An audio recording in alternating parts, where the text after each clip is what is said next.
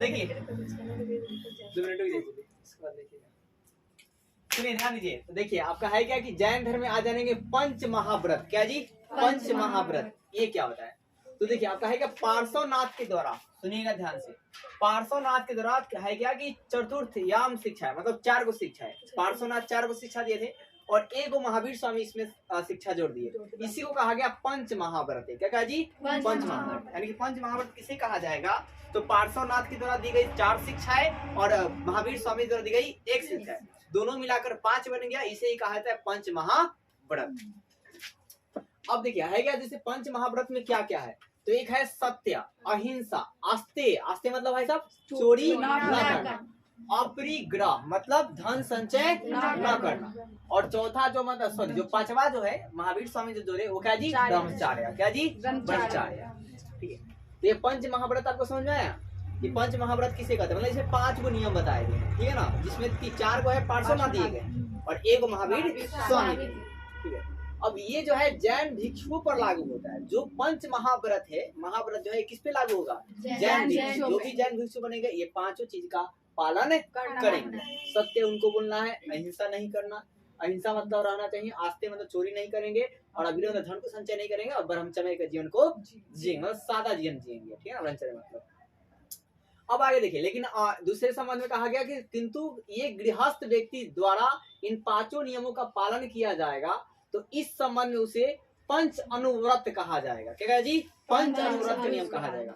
मतलब देखिए अगर जैन भिक्षु इस 5 नियम का पालन करते हैं तो उसे पंच महाव्रत कहेंगे। क्या बोलेंगे? पंच महाव्रत। और इसी 5 नियम को मतलब सत्य, अहिंसा, आस्ते, अपरिग्रह और ब्रह्मचर्य, इसी को जब गृहस्थ पालन करेगा तो उसे कहा जाएगा पंच अनुव्रत। क्या जी? पंच अनुव्रत कहा जाएगा। ठीक है, क्लियर है?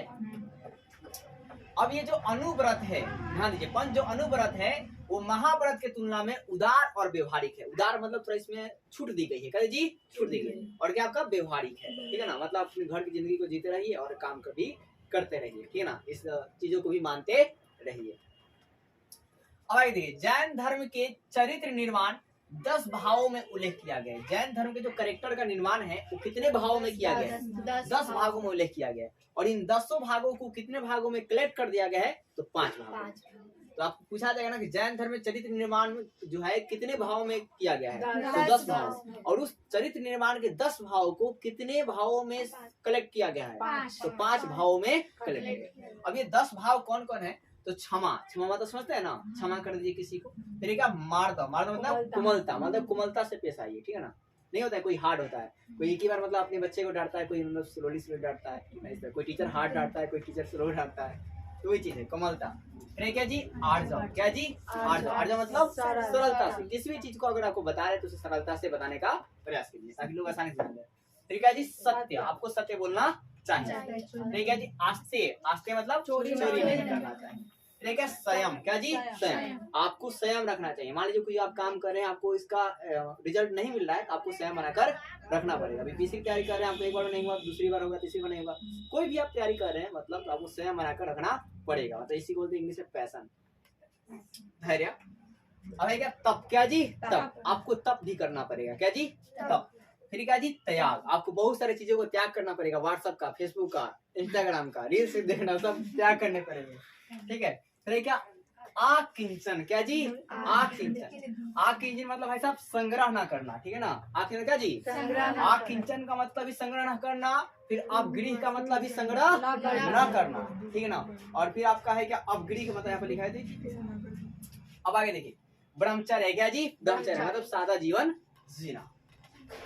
और दिखाई जैन धर्म के 10 भावों को, ये जो 10 भाव है उन्हें संक्षेप में 5 भावों में वर्णित किया गया है। कितने भाव वर्णित किया गया है? 5 भाव।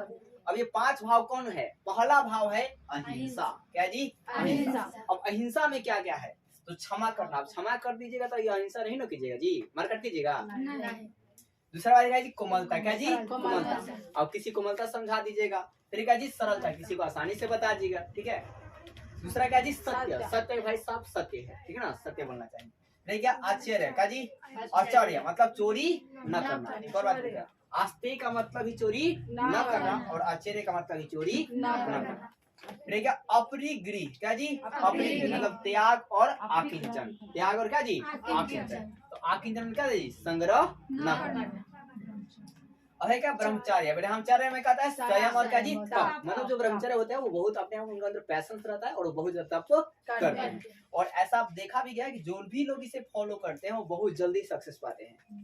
ठीक है, तो अब देखिए आगे हम लोग जानेंगे जैन धर्म में हिंसा के प्रकार, क्या जी हिंसा के प्रकार। तो जैन धर्म के अनुसार हिंसा जो है कितने प्रकार के हैं?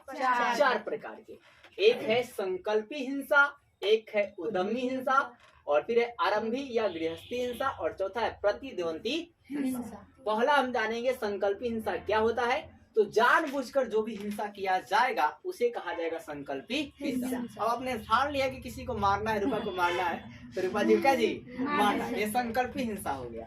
ठीक है, अब है क्या मतलब जैसे कि किसी को मतलब मारना, किसी को जानबूझ के किसी तरह मार रहे हैं आप, मान लीजिए कि आप बैल को ही मार रहे हैं तो आप जानबूझ के मार रहे हैं, ये होगा संकल्पी हिंसा।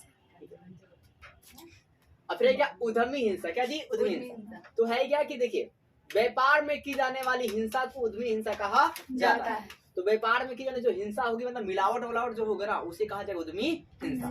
और हालांकि जो व्यापार जो लाभ के लिए किया जाएगा तो लाभ जो है ना ये स्वाभाविक है, इसे हिंसा नहीं माना जाएगा। शब्दों पर ध्यान दीजिए, हमने आपको ये बताया कि व्यापार में की जाने वाली जो हिंसा है उसे उद्यमी हिंसा कहा जाएगा। अगर आप व्यापार में मिलावट करते हैं तो उसे हिंसा माना जाएगा। लेकिन अगर आप व्यापार थोड़ा सा लाभ कमाने के लिए करते हैं तो उस लाभ को ये जो है स्वाभाविक है और इस लाभ को हिंसा नहीं माना जाएगा। जाहिर सी बात है किसी चीज को आप 8 रुपए में खरीद रहे हैं तो इसे आप 10 रुपए में बेचे। ठीक है, अब ये नहीं कि 8 रुपए का आप दूध खरीद रहे हैं फिर उसे 10 रुपए में बेच भी रहे हैं और फिर इसमें 2 लीटर पानी मिला दे रहे हैं, तो ये आपका हो गया हिंसा। ठीक है, अब है क्या किसान जो है मतलब ये भी व्यापार के सिलसिले में आते हैं तो वो हल का यूज करते हैं ना जी, तो कीटनाशक क्या होते हैं ध्यान दीजिए, जो कीटाणु होते हैं वो कट जाते हैं क्या कहते हैं मृत्यु हो जाती है, ये क्या होते हैं हिंसा हो जाता है भाई साहब। ठीक है, तो और फिर कीटनाशक का भी वो इस्तेमाल करते हैं। ठीक है, इसके अलावा तो किसान जो है हल चलाते हैं या वो कीटनाशक का उपयोग करते हैं तो जीव की हत्या हो जाती है, तो ये हिंसा हो गया। तो इसलिए किसान क्या हुआ कि जैन धर्म को बहुत ही कम अपनाया, लेकिन जो व्यापारी वर्ग था वो बहुत ज्यादा अपनाया, क्योंकि इसमें कहा गया कि लाभ कमाना स्वाभाविक है। अब तीसरा देखिए है क्या आरंभी या क्या जी क्लियर है, आरंभी या क्या जी गृहस्थी। इसमें कहा गया घरेलू कार्य करते समय जो हिंसा आपसे हो जाएगा उसे कहा जाएगा आरंभी या गृहस्थी हिंसा। पहला है संकल्पी, आपने जानबूझकर किया वो हो जाएगा। दूसरा है उद्यमी हिंसा, व्यापार में की जाने वाली हिंसा उद्यमी हिंसा। तीसरा है क्या आरंभी या गृहस्थी हिंसा, घर में काम करते हैं कोई हिंसा हो जाती है तो उसे कहा जाएगा आरंभी हिंसा। जैसे कि कपड़ा धोते समय कोई जीवाणु मसला गया तो ये क्या हो गया आपका हिंसा हो गया भाई साहब। फिर आपका मतलब खाना बनाते समय सूक्ष्म जीवों की क्या होती है मृत्यु हो जाती है। ठीक है, उससे मतलब मिट्टी मर जाती है, घून देखते हैं ना वो मर जाते हैं, अनेकों प्रकार जीव मर जाते हैं, ये आपका हो जाती है। तो आपका है क्या कि इस तरह का जो हिंसा है ना त्याग संभव नहीं है। जो खाना बनाते समय हिंसा है यानी कि गृहस्थी जो हिंसा है ये त्याग करना संभव नहीं है, लेकिन सावधानी बरतना चाहिए कि कम से कम इस तरह का हिंसा हो। अब मान लीजिए आप चावल ले रहे हैं तो चावल को थोड़ा अच्छे से धोइए, उसमें से मतलब पहले ऐसे बीट मान लीजिए जो भी मतलब है हाँ, जो भी उसमें जीवाणु है उसे हटा दीजिए, उसके बाद उसको मतलब पानी में धोइए ताकि वो कम मरे। ठीक है, अब है क्या किंतु व्यक्ति को प्रत्येक कार्य सावधानी पूर्वक करना चाहिए ताकि हिंसा जो है न्यूनतम हो सके। अब चौथा है प्रतिद्वंदी हिंसा, क्या जी प्रतिद्वंदी हिंसा। तो आत्मरक्षा के लिए की जाने वाली जो हिंसा को उसे प्रतिद्वंदी हिंसा कहा जाता है, लेकिन बहुत सारे मामलों में इसे क्या किया गया है कि अर्थों में कुछ अर्थों में इसे सही ठहराया जा सकता है। अगर मान लीजिए कोई आपको जानबूझकर मारने के लिए आ रहा है तो वहां पर आप आत्मरक्षा के लिए वहां पर किसी को मार देते हैं तो उसे हिंसा नहीं कहा।